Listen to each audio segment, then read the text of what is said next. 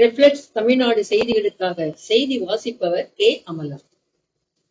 திருப்பத்தூர் அருகே வாகன சோதனையின் போது பல்வேறு இடங்களில் இரு சக்கர வாகனம் திருடிய பலே ஆசாமி கைது. 2 இருசக்கர வாகனம் பறிமுதல். திருப்பத்தூர் மாவட்டம் கந்திலி அடுத்த பனந்தோப்பு பகுதியில் நேற்று இரவு கந்திலி போலீசார் வாகன சோதனையில் ஈடுபட்டிருந்தனர்.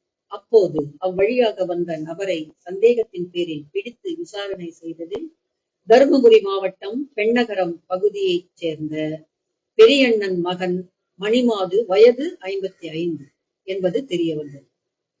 அவரிடம் தீவிர விசாரணையில் ஈடுபட்ட போது மானவள்ளி பகுதியைச் சேர்ந்த நாகேஷ் என்பவரின் 2 சக்கர வாகனமும் சரிதா என்பவரின் 2 சக்கர வாகனம் திருடி அதே பகுதி குடோனில் மறைத்து வைத்திருப்பது தெரியவந்தது.